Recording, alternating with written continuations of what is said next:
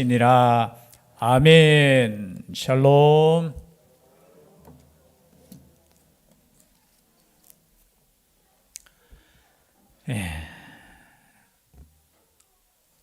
지난주 수요일부터 우리가 부활절까지를 절기로 하면 무슨 절기라고 했습니까? 사순절. 어떤 분이 묻더라고요. 사순절이 뭡니까? 순이라는 것은 10을 뜻합니다. 그래서 사순절 하면 40일, 40일 동안, 이 40일은 어떤 40일이냐? 예수님께서 부활하신 날을 기점으로 해서 40일 전. 근데 빼는 거 있습니다. 주일을 빼요. 주일을 빼고, 물론 동방교회, 서방교회 조금은 다릅니다. 그러나 대충적으로 보면은 주일을 빼고 40일. 그래서 지난주 수요일부터 이제 계산해서 40일이 되면은 그 무슨 날이냐, 사순절 뭐 합니까? 라고 하시는 분들도 있더라고요. 사순절은 옛날에 역사적으로 보면은 금식을 하는 날이에요. 금식. 무엇을 기다리면서 금식한다고요? 예수님의 십자가와 부활을 우리가 은혜로, 기도로 이렇게 금식하면서 기다리는 날입니다. 처음에는 이 금식을 굉장히 조금 엄격하게 이렇게 하다가 또 시간이 지나면서 저녁 시간에만 이제 금식을 합니다. 제가 금요일 날도 짧게 말씀드렸지만 고기를 먹지 않고 최대한 채소하고 간단하게 음식을 먹고, 이래 또 역사가 또 진행되다 보니까 40일 전에 그러면 고기를 좀 먹자 해서 카니발이라는 축제도 했었어요. 일주일간. 뭐 그렇게도 이렇게 역사적으로 보면 있습니다. 그러나 또 시간이 지나면서 이거 40일 동안 하는 거는 너무 그렇다 해서 보통 지난주 수요일 이제 시작할 때 죄의 수요일이라고 하거든요. 죄를 덮어 쓴다 그런 의미에서 그 수요일하고 우리 고난주간에 보면 성금요일 이 이틀을 보통 금식을 했습니다. 그리고 오늘날에는 사실은 개혁교회에서 저희들은 이 사순절이라고 해서 특별하게 지키지는 않지만 사순절 기간 안에 있는 고난주간은 우리가 특별히 지킵니다. 저 개인적으로도 목사님과 항상 이야기할 때 사순절 뭘 하나, 금식밖에 없어요. 여러분의 마음속에 주님의 십자가를 기다리면서, 그리고 또 우리 고난주간 되면은 그래도 특별 새벽기도는 해야 되지 않을까 저는 개인적으로 그렇게 생각하고요. 또 금요일 날에는 특별히 또 부활절에는 옛날에 저희들 막 죄송한 표현이지만 옷 입는 것도 다 하얀색 옷 입고 나와서 예배 드렸는 것도 그때도 있었던 것 같아요. 이 절기를 맞이해서 가장 중요한 것은 우리가 주님의 십자가를 기억하면서 그 은혜를 감사할 수 있는 이 40일 사순절 기간이 되었으면 좋겠습니다. 제가 잊어버릴 것 같은데요. 내년에는 이 사순절 기간에 어떤 교회에서는 이렇게 신약 성경을 통독하더라고요. 이렇게 딱 정해가지고 그런 것도 했으면 좋겠습니다. 제가 왜 말씀드린지 아시죠? 저는 깜빡하거든요. 작년에도 분명히 내가 무슨 한 가지를 이야기했던 것 같은데 제가 기억이 안 납니다. 꼭 기억하셨다가 내년에는 우리가 사순절 시작하는 날부터 시작해서 이렇게 금식 기도도 돌아가면서 하고 또 성경 말씀도 함께 읽고 또 함께 기도하는 그런 시간이 되었으면 좋겠습니다. 아멘이시죠? 네. 우리가 인생 살아가면서 제일 중요한 시간이 언제냐? 저는 하나님의 말씀을 듣는 시간이라고 생각합니다. 물론 다 우리가 삶에 있어서 하나님 앞에서의 삶이고 또 하나님의 임재를 바라면서 우리가 직장에 있든지 가정에 있든지 우리가 교회에 있든지 하나님의 그 임재 속에 하나님의 말씀 듣는 그 시간. 오늘 이 말씀이 어떤 말씀이냐? 출애굽한 이스라엘 백성이 드디어 어디에 도착했습니까? 드디어 어디에 도착했어요? 별로 관심 없습니까? 시내산에 도착했어요. 오늘 말씀 1절에 보니까 이스라엘 자손이 애굽 땅을 떠난 지 얼마 되었다고요?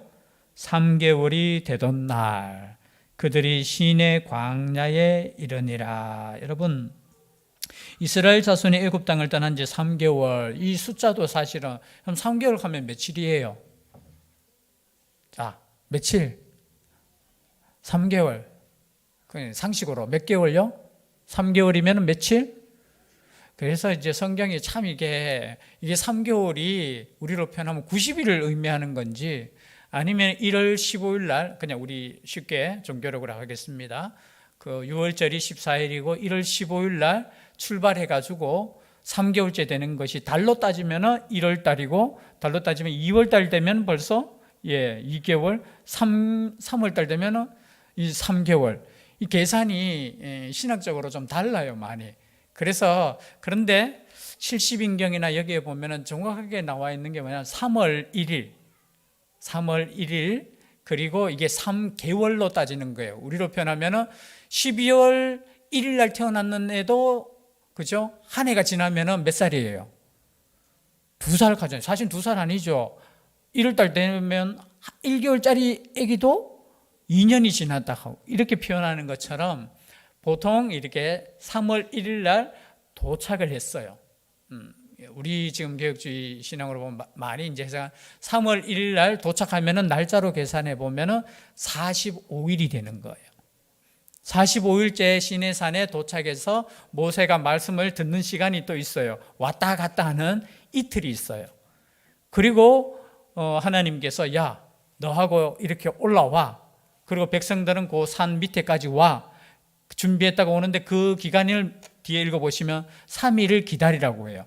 그래서 다 합하면은 50일째 되는 날 시내산에서 하나님의 말씀을 듣는가. 그리고 50일이라는 단어를 쓰면서 어떻게 해요? 이 50일이 오순절날 성령 강림하신 절. 이렇게로 이렇게 연결을 보통 시키는 경우가 있습니다. 저도 거기에 동의를 합니다. 그래서 시내산에 도착했을 때 좀 90일이 아니고 딱 계산해서 50일째 되던 그때에 시내 광야에 이르니라. 그들이 르비딤을 떠나 시내 광야에 이르러 그 광야에 장막을 치니 텐트죠. 텐트를 치되 이스라엘이 거기 산 앞에 장막을 치니라. 그 다음에 나오는 말씀 3절입니다. 모세가 하나님 앞에 올라가니 여호와께서 산에서 그를 불러 말씀하시되 너는 이같이 야곱의 집에 말하고 이스라엘 자손들에게 말하라. 여러분, 이 산에 도착했다라는 건 이 산이 어떤 산이에요? 시내산이죠.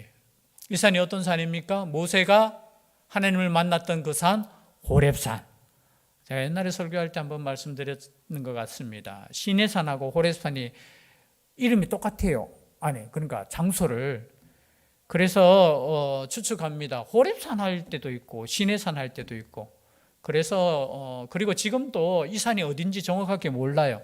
그냥 대충 어느 산일 것이다. 그리고 그 산에 보면은 봉우리가 2개 있어요.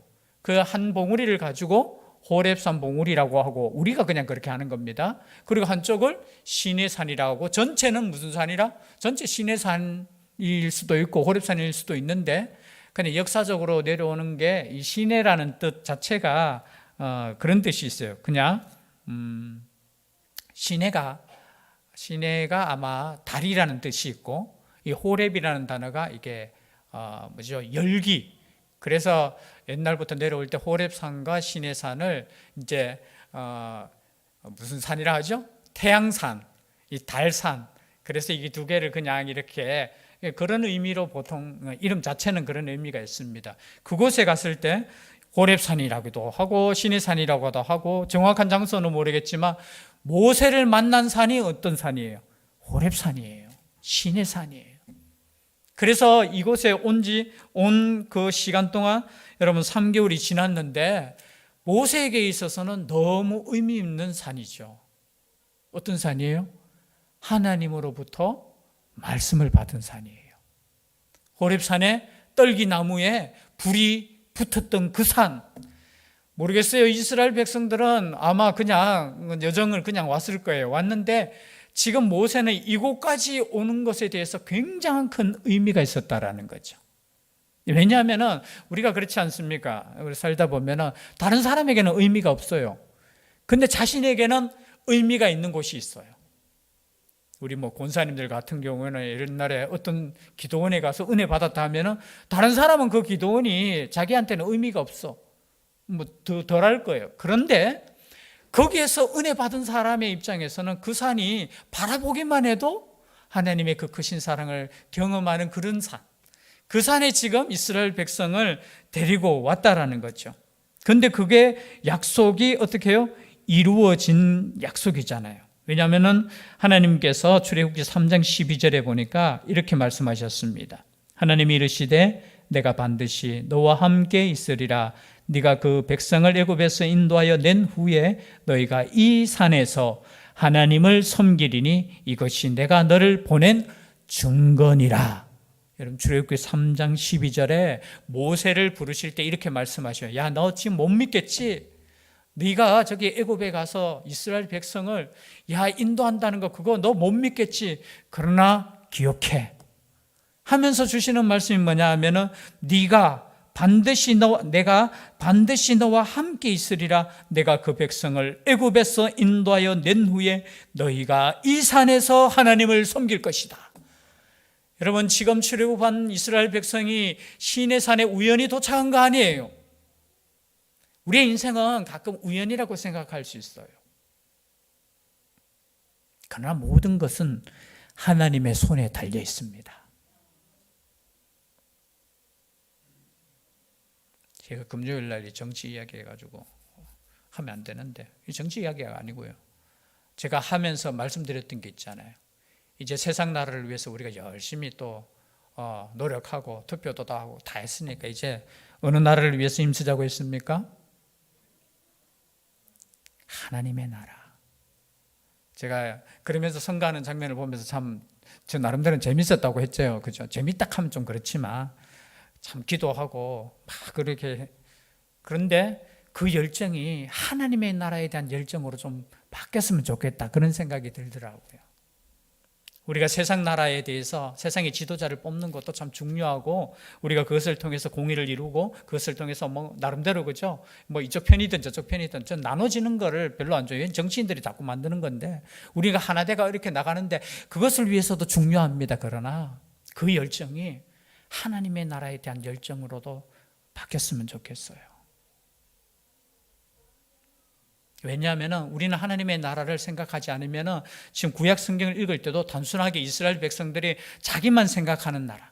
여러분 이렇게 선택되었기 때문에 이스라엘 백성이 오해했는 게 뭡니까? 하나님께서 우리와 함께 하셔.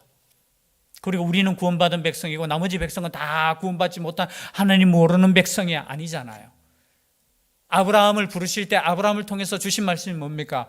너를 통해서 복이 되는 거예요. 복이. 우리를 통해서 복이 되는 거예요. 그것을 위해서 우리를 부르셨다면 우리는 단순하게 이 땅에서 그런 것보다 더 넓은 의미로 하나님의 나라를 바라볼 수 있는 눈이 있어야 되는 겁니다. 그것을 위해서 기도하시고 그것을 위해서 열정을 불태워야 된다는 생각을 가져요. 그런데 그 약속하신 거, 그 약속하신 것이 뭐냐? 단순하게 이스라엘 백성들을 그냥 나라 만들고 그게 아니에요. 지금 하나님의 말씀을 듣는 백성을 만들기 위해서 출애굽시켰다는 거예요. 그냥 너희들이 고생하니까 저 가나안 땅에 가서 편안하게 살아. 그것이 아니라 하나님의 말씀을 듣고 하나님을 믿고 하나님을 예배하는 민족으로 부르셨다라는 거예요. 이게 특별한 부르심이라는 거예요. 아마 이스라엘 백성은 지금 생각하는 게 뭐냐 하면 우리가 이제 해방되었으니까 우리 잘 먹고 잘 사는 그걸 꿈꿨을 거예요. 그런데 오늘 말씀해 보니까 하나님께서 이곳까지 인도하셨는 거. 그래서 우리의 삶이 어떤 삶이 되어야 되느냐? 하나님의 말씀을 들을 수 있는 삶이 되어야 됩니다. 우리는 언제나 시내산에 이르러야 되고 언제나 우리는 호렙산에서 하나님의 음성을 듣는 하나님의 백성들이 되어야 된다는 거죠. 하나님의 말씀.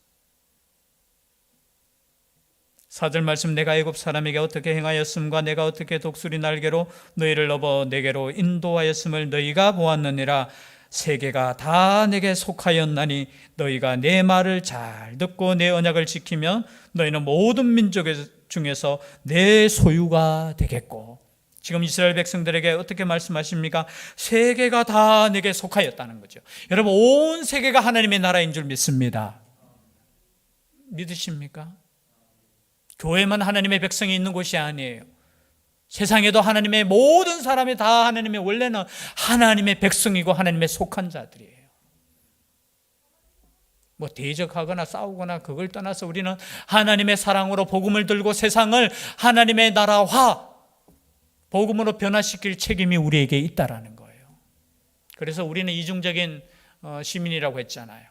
이 땅에서는 우리가 대한민국의 시민권을 가진 시민이지만 저 하늘나라 전체로 봐서는 우리는 하늘나라의 시민권을 가진 사람들이라는 거예요. 그런데 그것을 위해서 하나님께서 이스라엘을 특별히 부르셨다라는 겁니다. 오늘 말씀해 보면 내 언약을 지키면 너희는 모든 민족 중에서 뭐가 되겠다고요? 내 소유가. 이 소유라는 뜻은 다른 말로 쉬운 말로 표현하면 내 보물이 되겠다는 거예요. 내 보물. 여러분, 우리가 하나님의 말씀 안에 있고 내 약속의 말씀을 우리가 듣는다면 우리는 누구냐? 하나님의 보물인 줄 믿습니다. 내가 누구냐? 교회가 뭐냐라고 했을 때 하나님께서 특별히 귀하게 여기시는 보물이라는 거예요. 보물. 내 존재가 여러분 보통 존재라고 생각하는 사람은 믿음이 없는 사람이에요. 세상적인 가치관으로 내 키가 요만큼인데요, 내가 가진 물질은 이만큼, 내가 배운 것은 요만큼인데요, 난 이렇게 사는데, 아니에요. 하나님의 나라의 눈으로 보면 우리는 하나님의 귀한 선택된 보물이라는 거예요. 보물. 그래서 여러분 언제나 어깨 피십시오. 당당하십시오. 그리고 행복하십시오. 즐거워하십시오. 그리고 이 행복과 이 사랑과 이것을 세상 사람들에게도 전해 주십시오.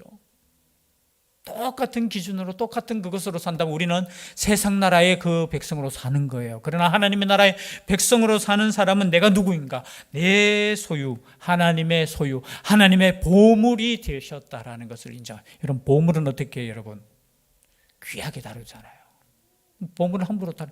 우리 하나님께서 우리를 보물로 삼아 주셨다라는 겁니다. 그리고 6절에 보니까 우리를 또한 너희가 내게 대하여 어떤 나라요? 제사장 나라가 되며 라고 했습니다. 여러분, 이스라엘 백성을 향해서 지금 정신없이 나왔잖아요. 사실은 그냥 빨리 도망가자, 우리 예배드리러 가자, 그런 거 없었을 거예요. 일단은 하나님께서 기회 주셨으니까 빨리 가자. 그래서 고생하니까 막 불평 불만 나왔잖아요. 왜 고생하니까 불평 불만이 나왔냐? 자신들의 부르심에 대해서 모르기 때문에 그런 말이 나오는 거예요. 모르기 때문에. 그러나 하나님께서는 그냥 이 백성을 부른 것이 아니에요. 우리를 그냥 부르신 것이 아니에요. 우리를 제사장으로 삼기 위해서 우리를 부르셨습니다. 믿으십니까? 아멘 안 하시네요. 목사님이 제사장이죠. 아니에요. 우리 모두가 하나님께 예배드리는 제사장입니다. 성경을 한번 읽어볼까요? 좀 많지만 한 구절만 읽겠습니다. 오늘 베드로전서 2장 9절. 베드로전서 2장 9절. 방송 제일 준비되면 띄워주십시오. 베드로전서 2장 9절 함께 읽도록 하겠습니다. 시작. 그러나 너희는 택하신 족속이요 왕같은 제사장들이요 거룩한 나라요 그의 소유가 된 백성이니 이는 너희를 어두운 데서 불러내어 그의 기이한 빛에 들어가게 하신 이의 아름다운 덕을 선포하게 하려 하심이라. 여러분, 이 말씀이에요. 구약의 베드로전서 2장 9절 말씀이 이 말씀이에요.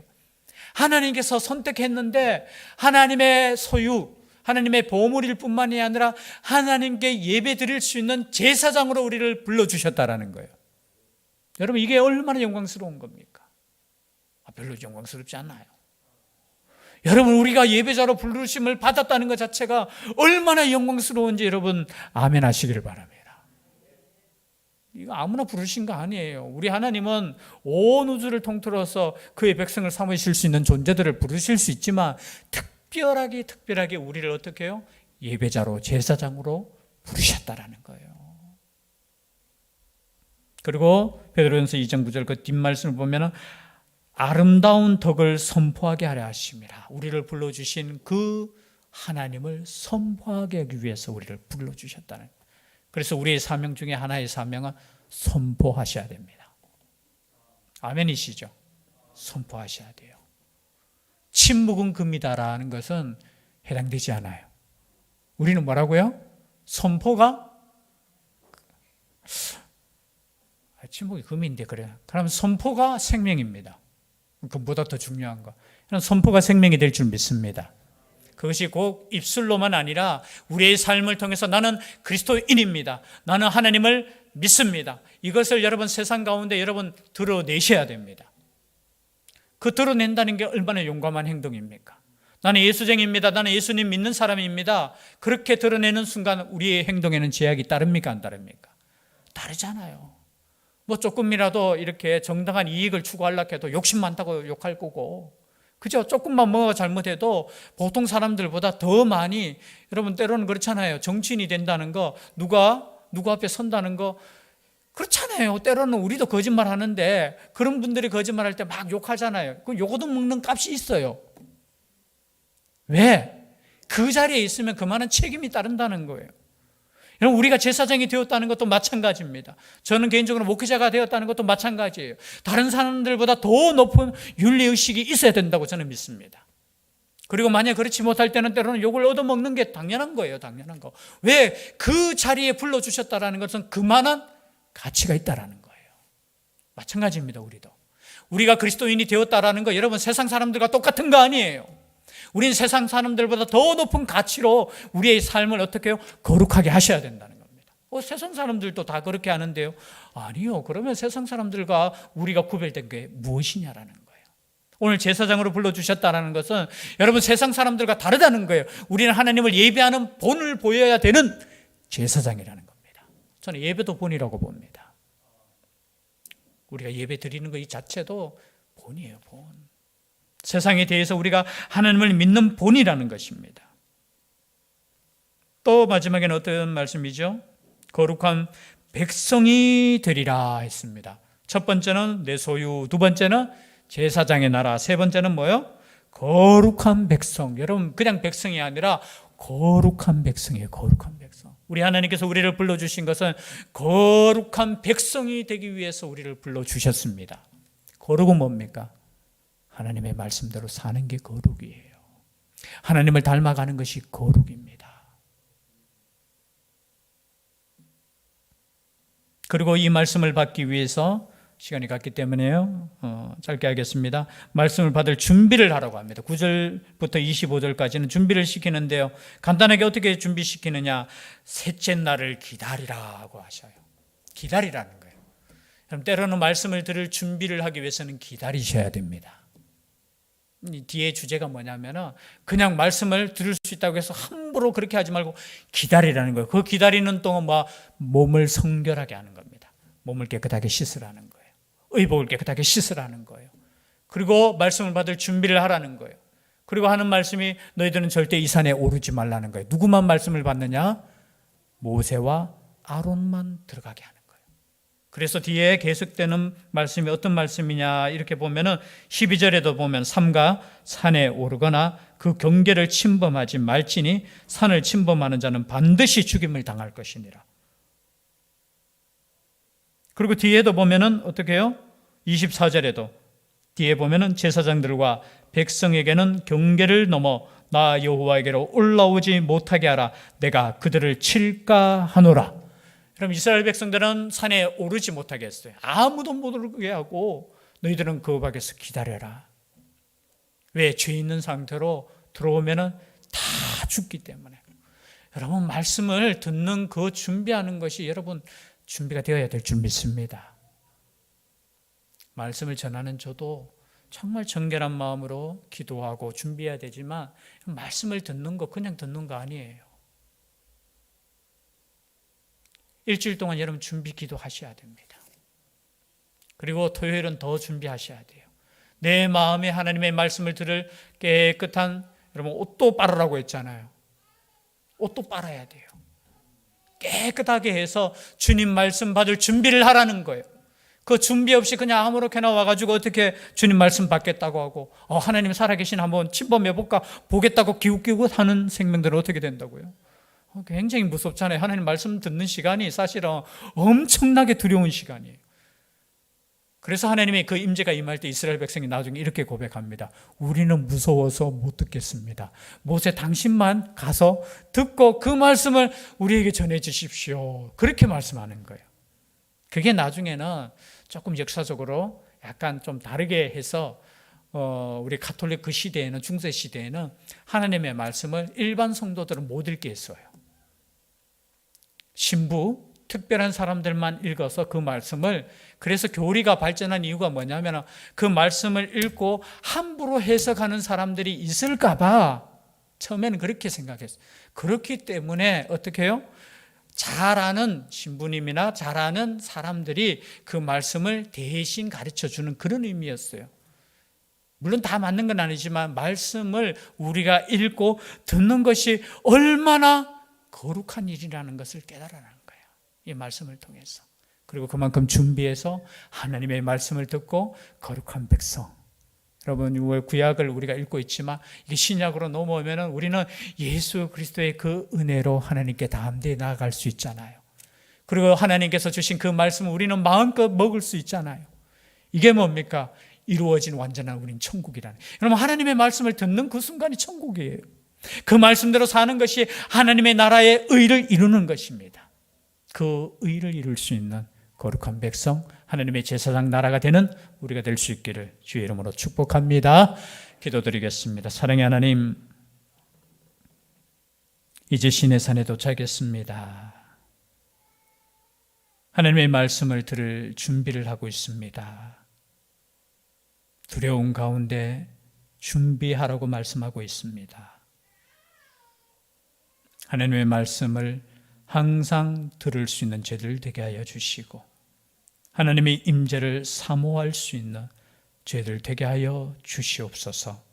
하나님의 말씀이 우리의 삶 가운데 역사할 수 있도록 우리를 지켜주시고 함께하여 주시옵소서. 예수님 이름으로 기도드리옵나이다.